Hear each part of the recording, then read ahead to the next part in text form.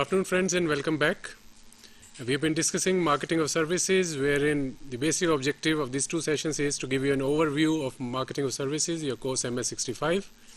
And in the first session, I gave you a brief overview of how services are different from tangible goods, the importance of services in economies, and certain issues related to services, wherein we also talked about word-of-mouth communication and how retaining customers is crucial for a service organizations. So we had left at this particular point that it's much more expensive to attract a new customer than to retain an existing one. And I had said that some researchers have even given a figure to that it's almost 6 times more expensive to attract a new customer than to retain the existing one. And as we had discussed, as the customer stays with an organization, he is more profitable for the organization, since as he gets comfortable with the service provider, he buys more and more. For example, a credit card user. Generally, it has been seen once a customer gets a new credit card, in the beginning he may be a bit reluctant to use it. Once he becomes comfortable, related to security issue, related to other issues, he starts increasing his purchases over that. And as a customer stays with the provider, he is less expensive for the company because no operating costs are involved. And more he stays, depending on the nature of shopping he does, nature of usage which he has been using credit card, the service provider, the credit card provider can also offer him customized offering. So that's also possible, which the other providers may not be in a position to offer. So therefore, retention of existing customers is very important in case of services as compared to goods. The next slide basically talks about that, which says, as competition in the service sector intensifies, the need to focus on retaining existing customers is leveraged. Why is it important for organization to leverage this particular aspect? There are a number of issues involved, as I had said earlier also. One, of course, is more a customer stays with you, that means customer becomes loyal, which results into more sales, more profitability. That means an organization becomes more profitable. And it has again been seen that the employee loyalty tends to increase when organizations are performing well. No one wants to work with an ailing organization. No one wants to board a sinking ship. So when an organization is doing well, naturally employee would also be in a position to stay there, and they would be guided towards working with that organization for a longer period. Thereby employee loyalty would also be there. So when we talk of customer loyalty, that means customer loyalty has also linkages with employee loyalty.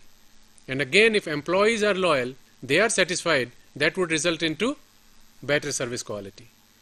And better service quality would mean that the customers again are happy, they are satisfied, they stay with you. So that complete loop takes place. Satisfied customer becomes loyal. Loyal customer results into profits.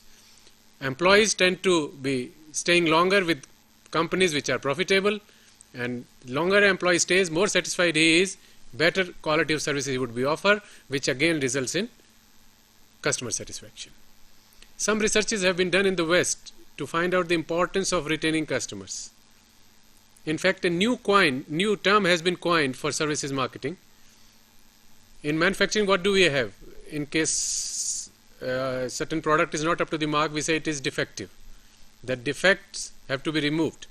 Now in case of services, there is no tangible good. So we can't say that this product is defective or those sort of things. So a new term has been coined, and which was coined as defection. As in manufactured good, you talk of defects. In case of services, you talk of defections. How many customers leave your organization? So customer defection would be an indicator as to how the service company is performing. And in one of the research, it was also shown that merely reducing customer defection by 5% could result into increase in profit by as much as 75%. So that basically highlights the importance of customer retention. Here another point which you as marketeers should realize is that never consider a customer to be a single transaction customer. Don't think, for example, if a customer has come to you and that deal is for say 500 rupees, don't think that the value of that customer is 500 rupees. Take the example of any say telephone company, a landline. Monthly bill of a customer may be 500 rupees. He may be a small customer. But if a customer remains satisfied, just imagine 1 year, 500 into 12, 6,000 rupees. Consider him to be with you for 20 years. 6,000 into 20, 1.2 lakhs. That means it's not 500 rupees which you are receiving at that particular point of time, but it's 1.2 lakhs. That's the worth of that particular customer. And again, that's half the story. If that customer is satisfied and he recommends another customer who because of that positive word of mouth comes to you, if he generates just one more customer for you, whose lifetime value again is 1.2 lakhs, then imagine the value of that particular customer. So a rupees 500 bill, you may be thinking that the customer is too small, but if you think in terms of lifetime value and the impact of word of mouth, that customer becomes worth 2.4 lakhs. And then you will realize how important it is to retain customers. So don't think in terms of individual transactions. Think in terms of lifetime value of a customer. Another related thing to what we have been discussing is, it is often easier to prevent a customer from defecting in the first place than it is to get him or her back after they have already done so. So you have realized the importance of retaining customer. You have realized how important it is to reduce customer defection. But coupled with that, now see that it's easier to keep a customer with you rather than bring him back once he leaves. Now as marketeers, just think yourself, or as customer, why to think even just as marketer also, as customer, try to think of a particular service which you are using, a particular provider you are using, and you left that particular provider. Why? What were the reasons? Now broadly, if you see why customers switch providers or why customers leave a particular service provider, they can be broadly classified into 7-8 categories. Now why do customers leave service provider? One could be pricing. The provider may have overpriced himself. Customer thinks he is overcharging, or maybe there is some competitor who is offering lower rates. So because of pricing, the customer may be switching to some other service provider. Another reason could be inconvenience. A customer may be satisfied with the service provider, but maybe because of distances involved, or simple issues. For example, you are patronizing a particular bank, and bank is providing you a good service, but it's far off from your place of stay. Or maybe even if it's near to you, but it's in a crowded shopping complex, parking becomes difficult, so it's not convenient to you. Or maybe particular service provider, the timing may not be convenient to you. The bank operates from 10 to 2, at that time you are in office, so it doesn't suit you. So it could be because of inconvenience that a customer leaves a service provider. Another reason could be the core service failure. The company failed on account of the core service which it is supposed to deliver. Another reason could be the failure of service encounter. Service per se was good enough, but the way people interacted with you or the processes involved, you didn't like that. That could be another reason for customers to switch. One more reason for customers to switch is that once a particular thing has failed, whether it is core service or service processes, and a complaint is made, that is not resolved. So that means essentially how the company is responding to complaints or service failure. That's another issue because of which customers leave. Continuing with the reasons, another is some unethical. You think that the service provider is not ethical, is indulging in some unethical practices in terms of pricing, in terms of providing certain things which are not as per standard norms of that particular industry. Customer may also switch because of competition. Some new providers who provides better services that may have come in. Or there could be also involuntary switching. Maybe because of change in life cycles, that particular service is not required by the customer. Or simply the customer has moved. A person has been transferred from, say, Delhi to Hyderabad, and there he requires a new service provider. So that's involuntary switching.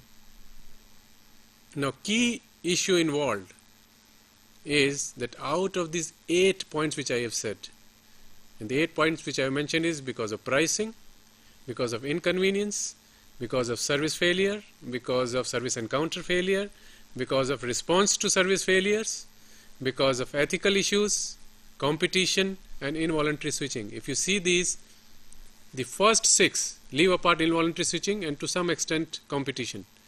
The first 6 are totally in the control of marketeers. That means the underlying issue is that as marketeers, you have a lot to do to prevent customer switching. Customer switching is not something which is beyond your control. It would be easy to say, okay, we are attracting new customers, there are customers who want to go, what can we do about that? No. As we have discussed, out of 8 major points, 6 are within the control of marketeers. So if you take care of these 6, why should there be defections? Of course, some defections would definitely be there because of changing competitive scenario, because of involuntary switching, because maybe the demand for that particular service ceased to exist for that particular customer. But essentially, you should realize that you can prevent customer from switching by providing him good services and taking care of the issues which have just been raised. So try to recollect some of the key features. You can influence expectations. You can influence as marketeers the word of mouth communication, and you can also influence customer switching. So don't underestimate, as marketeers, don't underestimate your powers. You can do a lot, but for that you have to know the customers in and out. A related issue, if something has gone wrong, customer has complained, or maybe you have come to know about it on your own, then what do? The quicker a customer complaint is addressed, the more likely the customer will be satisfied with the remedy. There is a general saying, justice delayed is justice denied. So it's something like that. If something has gone wrong and you are trying to fix up the thing, you are trying to bring out the remedy for that, and if it takes a longer period of time, it doesn't work. If something goes wrong, you have to act fast. I try to relate it to something which we have discussed earlier about customer expectations. If something goes wrong and you are on a recovery mission, please note, when you are on a recovery mission, the expectation of the customers are higher, and the tolerance zone, the zone of variation which is ready to accept, becomes shorter. Say for example, a customer visits a restaurant and has ordered food which is served to him in say 20 minutes time. Okay, he said that's a reasonable time because I had ordered specific dishes which take some time to be prepared, and something went wrong with that dish. Service failure. He has complained to the restaurant management. Now starts the service recovery mission. Simple, okay, something has gone wrong, we apologize for that, and your order would be replaced. You will get a new same order but freshly prepared dishes. But now at this stage the customer will not be ready to wait for 20 minutes. He wants it earlier. So the expectations increase and the zone of tolerance in the service which he was earlier ready to accept becomes shorter. So when we talk of service failures, whether it is the core service failure or the process failure, when you are in a recovery mission, you have to act fast, otherwise it doesn't work. In fact, often a customer's satisfaction or dissatisfaction hinges more on the way an employee responds to a complaint than the customer's original concern itself. The customer may not have liked the actual service delivery in the first place. Something went wrong, and when you are on a recovery mission and you excelled in that recovery mission, maybe it provides you an opportunity for customer delight. If everything had gone right in the first place, customer would have been happy, but something had gone wrong, and on recovery you really acted fast and really acted good. In that case, customer becomes delighted. So that, of course, don't take a logical conclusion that let the things go wrong in the first place and then go in for recovery. So that's not the conclusion of this. But since services are inseparable, as I said right in the beginning, simultaneous production and delivery. If something goes wrong, that goes wrong in the real time. It's not something like tangible goods. Something goes wrong in the factory, you rectify it and then ship it. Something has gone wrong, it has gone wrong in the real time. But if you rectify it properly, maybe you get an opportunity to create loyal customers. I give you an example, very small example. airline passenger, while he was waiting for the flight to be taken off and the doors were yet to be closed, he was sitting just on the front seat, and some heavy showers, because of that his clothes got wet. Some few droplets came inside also, and his clothes got wet. Not a very big service failure, something which was beyond maybe the airline's control, but still the example I am talking of was, and in which the airline involved was a market leader. What it did was, of course, what every other airlines would also have done, apology. That of course is required. They also offered him, in case they want the clothes to be ironed when he lands at the airport, that will also be done. And in addition to that, he was given certain gift vouchers through which he could have bought something from the airport itself, from airport shops. That's service recovery. The customer became delighted, which may not have been the case if everything had gone fine. So therefore, when something goes wrong, treat them as opportunities. Treat them as opportunities to delight the customer. And if a customer is delighted, again, as I said, he spreads the word of mouth. And word of mouth are of crucial importance in case of services, because services are rich in experience and credence qualities. Some other issues related to marketing of services.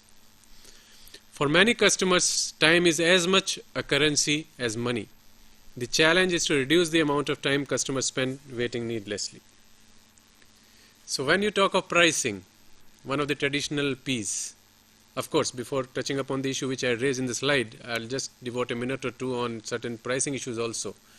When you talk of pricing, normally people tend to just include what to charge.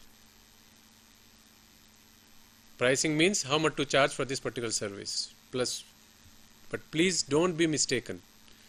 What to charge is just one component of pricing. There are a number of other issues involved in pricing, which include how to charge, on what basis to charge, where to charge, how the customer can make the payment, whether some credit arrangements can be made, those sort of things. So what to charge, which normal wisdom says is the key issue, practically speaking, is just one of the components of pricing. And in case of services, the monetary pricing itself is just one component of the overall pricing strategy. In case of services wherein service provider and receiver have to be at the same place, customer has to visit the service factory, role of non-monetary costs also become important. And what are those non-monetary costs? Non-monetary costs could be the search costs. If a customer requires a lot of searching to know about the service provider, he may not be interested in that particular. It could be psychic costs. The mental stress which a customer may face may basically result into that customer not going to a particular service provider. Practical example could be, say, cases of loans. If a customer is not sure, maybe a bank would ask 150 different questions about his personal profile, about his financial details. He may not be comfortable divulging certain things. So it also involves psychic costs. Fear of being rejected. And another cost involved in case of service is the time cost. That's what I was referring to, that for many customers, time is as much a currency as money. So if you could reduce the time which a customer has to take, time could be in terms of actually getting a reservation, time in terms of waiting at the point of service. If you could reduce that, one, it could result into better customer satisfaction, and also as services marketeers, it could provide you opportunities to charge a premium pricing. If you can reduce waiting time for customer, there are segments of customers who are willing to pay you extra for that. So you can segment customers and find out who is willing to wait more, or for whom time is more precious, and then devise your offerings. So as marketeers, you have to devise ways of reducing time, waiting time, and also it provides you opportunities to offer different product offerings. Now how to reduce waiting time? That becomes important. Again, two broad issues are involved when you say reducing waiting time. One is actually reducing the waiting time. That is the operations management. You try to figure out what is there in your system, so whether something can be done with that, which can result into reduction in waiting time. It could be a proper reservation system, it could be a proper queuing system, whether you use a token system or different things. Or it could be something is wrong with your procedures, which you rectify, which results into reduction in waiting time. That's the actual operations part, wherein actually the waiting time is reduced. Clear and simple. But another important point, which as marketeers you have to realize, is the perceptions management. There could be instances wherein actual waiting time is not reduced, but the customer thinks as if the waiting time is reduced. This is important because researches have shown, for example, a customer has to wait in queues. If it's a 2-minute wait, customer thinks it is a 2-minute wait. But if it is 5 or 6 minutes wait, the customer thinks as if he's already there for 10 minutes. So smaller waits, the actual and perception, there is almost a match. But in case of longer waits, customers normally think, their perception is that they have waited much longer than the actual wait time. So what you can do as marketeers to rectify that? I would narrate an example of Bank of America, an experiment which they did in the United States. You are all aware with queues in banking system, wherein maybe for getting payment or depositing cash, there would be queues. So what Bank of America did, they did an experiment. They found out what's the actual waiting time and how much time the customer thought they have been waiting. They recorded that. They found out that actual waiting time was something around 6 minutes 15 seconds, but the customers thought on an average that they had been waiting for almost 8 minutes and 20 seconds. So almost 30 to 33% overestimation of the waiting time. The experiment they did was they installed television sets over the counter where the queues were there, wherein certain programs were shown. And when these TVs were installed and then they did the same experiment, they found out while the waiting time was almost the same, 6 minutes and 15 seconds or so, the perception of the waiting time, that's what they asked from the customers, that how much did you wait, the average was 7 minutes and few seconds, which was a 15 minutes overestimation. So without those distractions, it was overestimation of 32%, and with this distraction, the overestimation came down to just 15%. That's one point. Now add to that, the Bank of America thought, why not use it for additional revenue generation? Why not have advertisements also on those television monitors? That's apart from this particular issue. Their money, they said, because the overestimation was reduced, customers were more satisfied, greater satisfaction index, more loyalty, and as per their calculation, the costs involved in installing their television sets, they would be recovered within 1 year because of greater customer satisfaction and more customer retention, and would provide them opportunities even for additional revenue generation through advertisements. So what you can do as marketeers to reduce waiting time can be, that's what is shown in your next slides, that waiting for services is much more tolerable for customers who have something to do while waiting. That means make them occupied. If someone is waiting at a doctor's place, maybe some health magazines could be there. Are comfortable while waiting. So make them comfortable. Maybe they need not be even standing in the queue. They are given a token and they can sit on sofa sets, interact with other customers. Believe that waiting process is a fair one. That everyone is waiting for equal time. Not that someone has come later and then he is given the service earlier. And they know that they have not been forgotten. So if these things like these are taken care of, not been forgotten means it's not just you have to remind him or remind her about that, yes, we are taking care of you. Even simple gestures. If a customer is standing in a queue or waiting in a waiting lounge, maybe someone with just a glass of juice or glass of water even comes to the customer and offers it with a smile. Customer knows, okay, I have not been forgotten. It's just that there is certain time which is involved in services and I would get my due. So you have to reduce the waiting time or at least create an impression wherein the customer thinks that the waiting time has been reduced. So as marketeers, you can do something with your operations management and you all can also do something with your perception management so that the customer thinks that waiting has reduced. Another issue related to services marketing, which in fact is related to general marketing also, but more so for services marketing, that every customer is at least a little bit different.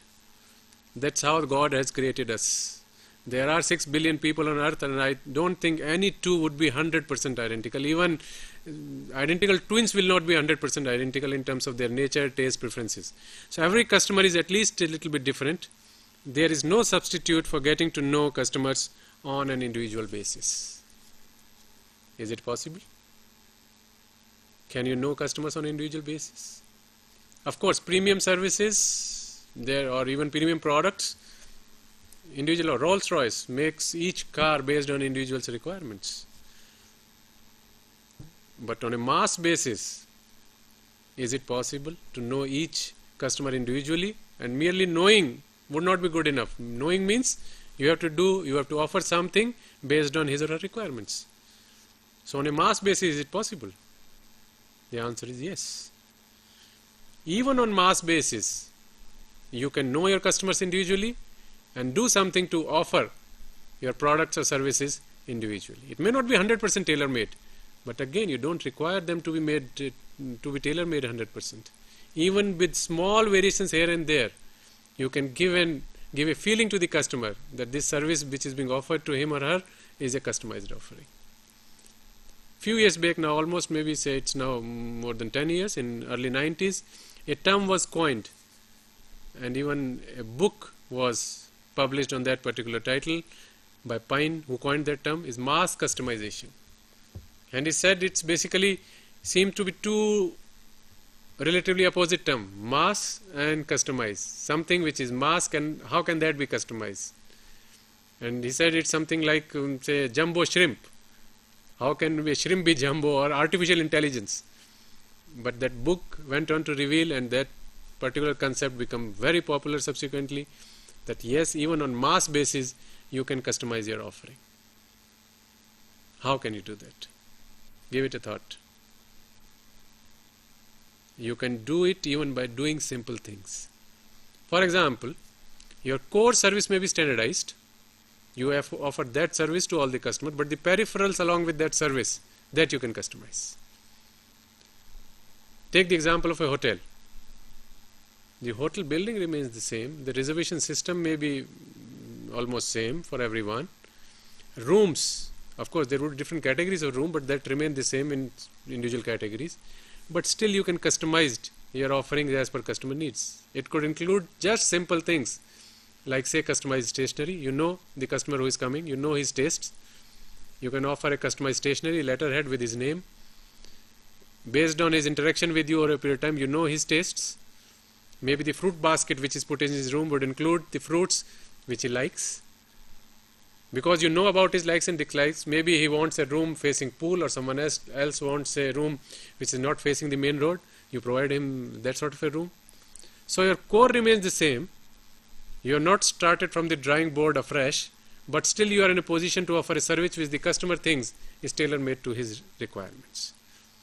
Another thing could be, you have standardized modules which the customer can combine in a manner which suits him. You are all IGNOU students. Now, management program of IGNOU is something like that. From our point of view, it's a standardized offering. Right now we have 50 courses in management program. Those programs are standardized. All standard 50 courses. But from your point of view, you are free to choose any course and combinations which you feel would be suitable to you. So while from provider's point of view, the management program is a standardized one, from student point of view, it's customizable. So as service provider, you can offer services which are customizable by customers themselves. Something like a self-service salad bar, wherein different, say 20, 30 different type of salad items are there. So from provider's point of view, it's a standard product which has been laid. But from customer point of view, he's free to choose out of those 20, maybe he will take 12, 13, 14, whatever he likes, and would reject what he doesn't like. So it's also possible. You can even customize your offering at the point of delivery. That's what health services have been doing. Call from Port Blair, sir. Yeah. Port Blair, please go on. Sir, can we uniformly apply the principles of marketing of services with the issues related to the sectoral applications like that of social marketing, health services, financial services, or hospitality industry? Thank you and over. Yeah, that's a very valid question. What we have been talking about and what the course also gives is an overview of marketing principles and marketing strategies involved in services marketing. But in case of services also, different services you cannot equate equally. Broadly, these strategies would work everywhere, but with different sort of focus or different applications. So what you apply in financial services may not be 100% applicable to, say, airlines, or what you are applying in airlines may not be 100% applicable in health services. That's why when we designed our services marketing course, the revised one which was put on offer from July 2004, first 3 blocks provide you broad marketing principles, marketing strategies, strategic issues, but the remaining 2 blocks give you details about specific service sectors, because application would slightly vary between different services. I'll give you a specific example. In certain services wherein lot of human touch is involved, certain issues become more important as compared to services wherein it's more of, say, IT based, or where customer and service provider just meet or interact for a short duration of time. Similarly, services which are high risk in nature, for example, financial services, their competence of the service provider becomes more important as compared to other services. Services about which you don't know how to evaluate, certain tangibles may become important. For example, you visit a doctor's place and you don't know at all about that particular doctor. Maybe a degree hanging on the wall, MS from or MD from such and such institute. Your anxiety maybe is a little bit reduced. So while broadly these principles, these strategies would generally be applicable, but with different degrees.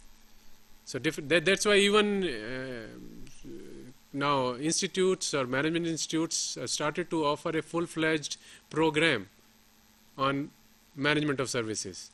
Therein there would be separate courses. There would be separate course on marketing of financial services, separate course on marketing of hospitality services, or marketing of telecom, because specific issues may vary slightly, but overall broad principles would remain the same. So moving over from mass customization issue, another issue is that when you talk of services, the customer has to be in service provider's factory in a number of cases. Customer affect each another's satisfaction. Therefore, establish a climate of compatible customer behaviors. I'll give you a very crude example. Maybe you want to see a movie. The movie is good. The theater is good. The environment, the air conditioning, everything is good. But the crowd which is there may not be to your liking. Sort of disturbances, other issues may be involved. So though the movie itself is good, theater is good, still your perception about the quality of your experience is reduced. That means the customer compatibility is extremely important. Now, in marketeer, what you have to do is, as marketeers, the strategy, for example, certain hotels, though they may have branded themselves as business hotels, but since on weekends it's less occupied, they may be ready to take in any customer they want, which dilutes the basic positioning of the hotel. So as marketeers, while you want more business to come in, but don't lose focus of your basic positioning. So try to have customers who are a little bit similar, who have different sort of requirements. For example, a health club. There might be people who come there to gain weight. There might be people who come there to reduce weight. Now as marketer, what you have to do is, rather than bringing them together in one session, you could have separate session. One session for those who want to reduce weight, one session for those who want to increase their weight. So compatibility of customers is of key importance, because customers have to come together at a particular place to receive the service.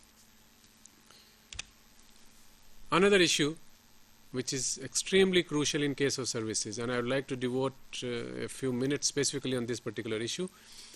Just a few lines on your screens, but great importance. Because service businesses cannot inventory services per se, an added challenge of marketing is to match the timing of demand and capacity. If this particular thing, now you have it on your monitors. I'll repeat it. Because service business cannot inventory services. That's what I said right in the beginning. The perishability. An aircraft which takes off with 50 seats empty, that capacity is lost forever. A theater with 100 unoccupied seats, and that movie is shown, that 100 seat, that capacity loss is lost forever. So challenge is to match the timing of demand and capacity. In fact, a very extensive research was done in the United States a few years back, wherein customers were asked, organizations rather were asked, what are the key problems in services? Because literature says that because of service characteristics, this A, B, C, D are the marketing problems. They asked them practically, what are the main problems that you face? And it was asked on a 5-point scale from 1 to 5. That means 1, 2, 3, 4, 5. 1 meaning no problem at all, and 5 meaning a big problem. And out of all the 6, 7 issues which were listed, just one issue received a point greater than the mid value. That's 3 plus. So 1 to 5, mid value is 3. Only one issue received a point of 3 plus. That in case of services, it's difficult to match demand and capacity. That was the biggest problem area for marketers. And the second issue, wherein score was between 2.5 to 3, was controlling service quality. So biggest issues in case of services marketing would include managing demand and capacity and how to offer consistent service quality. Now going back to managing demand and capacity, here I would like to bring in 2 additional terms. When you talk of capacity, unlike manufactured goods, in case of say, plants, you have a fixed capacity. This plant can produce 100,000 cars in a year, or this plant can produce 200,000 color television sets. In case of services, we talk of 2 different capacities. One is the maximum capacity, one is the optimum capacity. For example, say educational services. In a classroom, there could be 100 seats. So theoretically, maximum capacity is 100 students can sit. But in a course like say services marketing, which is a specialization level course, the optimum class size would be say 30-35. So while the maximum capacity could be 80 to 100, the optimum capacity may be 30 or 40. In certain cases, in very few cases, optimum capacity and maximum capacity may be the same. But generally speaking, optimum capacity is slightly lower than the maximum capacity. Same is the case for restaurants. There may be say 125 seats in a restaurant. But if all 125 are occupied, maybe the quality of service which is being offered reduces. Maybe more time to fulfill the orders. Whereas the optimum capacity may be say 100. So, but there could be different scenario. One is the demand exceeds the maximum capacity. A restaurant has 125 seats which are occupied. Some customer comes in, no seats, implication, lost business. Second scenario, the demand is not exceeding maximum capacity but is beyond the optimum capacity. Situation number 2, wherein no customers are turned away, but quality of service offering, that gets reduced. Third, and the ideal one, the demand and the optimum capacity, they match. But again, in real world, hardly you will find something which is perfect. So practically, there would be very few situations wherein the demand and optimum capacity will have a perfect match. And the fourth situation would be wherein demand is even less than the optimum capacity. Implications, one, of course, is underutilization of capacity. You have put in money to put up those capacities. A hotel where rooms are not occupied, putting up one single room in capital investment may be 10 lakhs, 15 lakhs, as high as that. That's one issue. And another issue, which as marketers you have to appreciate, underutilized capacities may also send wrong signals. How? Again, think yourself as customers of a particular service. Say, for example, I was talking about restaurant. You have gone to a new place. You are unfamiliar with that particular locality, and you want to have food. And you find that there are 2 restaurants side by side. You don't know anything about their reputation. You just peep in one restaurant.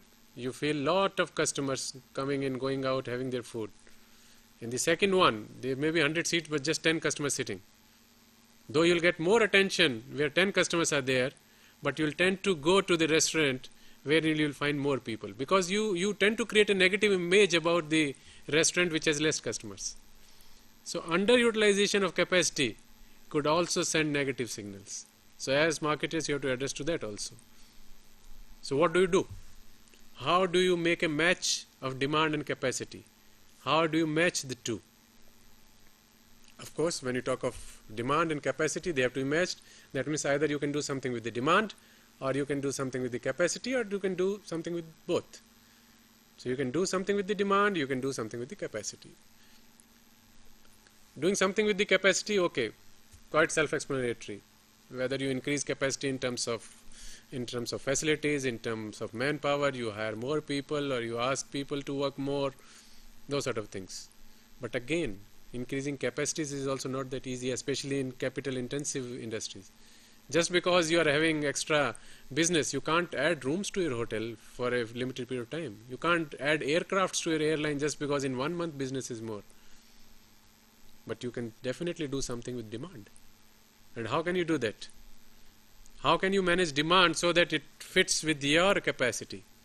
Customer is not interested in, say, devising strategies so that he fits into your capacity needs. You have to do something to do that.